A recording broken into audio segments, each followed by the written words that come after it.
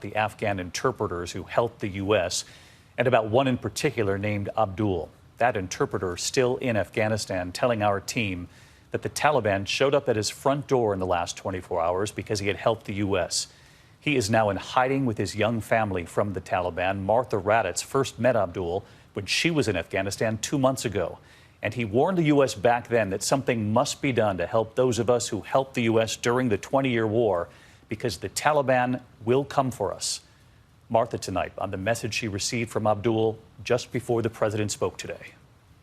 Among the thousands of Afghans trying to escape tonight is an interpreter named Abdul. He and his family were already in hiding when we visited Kabul 2 months ago, and he was already pleading for help. I know that I will be killed by the Taliban. If they take over of the Kabul, direct they will come and they will behead us or they will kill us. Abdul worked with U.S. Marines in Helmand province. He showed us his visa application, his letters of referral from Marines for whom he risked his life.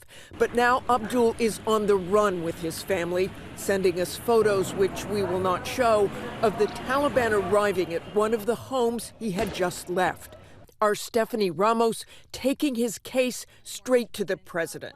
My colleague Martha Raddatz interviewed Abdul, an interpreter who was on the front lines with U.S. forces in Afghanistan. Overnight, we received a photo of Taliban militants coming to the door of his home, literally hunting him down. Thankfully, he was able to escape, but he is obviously still in mortal danger. What would be your message to Abdul, his wife, and his 3 young daughters? We want you to be able to get to the airport. Contact us. We'll see whatever we can do to get you there. We've got to get you out. We are committed to deal with you, your wife, and your child to get all 3 of you out of Afghanistan. That's the commitment. Abdul was warning all the way back in June what could happen if the Taliban took over Kabul. And it turns out last month, a U.S. embassy employee sent a classified cable to the State Department predicting the Afghan government could soon collapse. Still, President Biden insists his team did not believe the Taliban would take over so quickly when the Americans pulled out. Americans got all kinds of cables, all kinds of advice. I made the decision. The buck stops with me. I took the consensus opinion. The consensus opinion was that, in fact, it would not occur, if it occurred, until later in the year. Martha, you heard President Biden committing to helping Abdul and his family, committing to help before the world today, all those Afghan interpreters who helped the U.S. out. Exactly, David. And Abdul said he had a message for America, saying that Afghans worked shoulder to shoulder with Americans and had done their job with honesty and pride, saying the Americans left us behind and left us to those people who are not human and cut our heads off in front of our families. I am a soldier, he said. I am ready to die, but I care about my family. If the Taliban captures me, with pride, I will tell them I was an interpreter and did it for my country and my people. And David, there are continuing efforts to try to get Abdul and his family out of Afghanistan. And I know you're going to stay in contact with him, Martha. Our thanks to you for that. And as you heard President Biden say today, he had no indication Americans were having trouble getting through Kabul to the airport.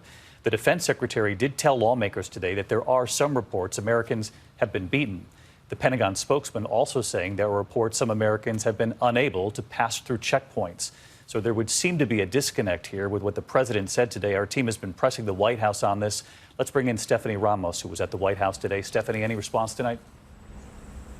Well, David, clearly there is a disconnect. We pressed the White House about this, and an official did get back to me, telling me on background, quote, "It is a volatile situation on the ground. We are working to facilitate safe passage for American citizens and SIV applicants and their families to the airport and onto other places. There are going to be reports of challenge and chaos at the airport." Secretary Austin referred to that in the Hill briefing today, but we are going to get Americans into the Kabul airport and on planes. Not necessarily a direct answer, David, but bottom line, what Congress heard today from the Secretary of Defense speaks for itself.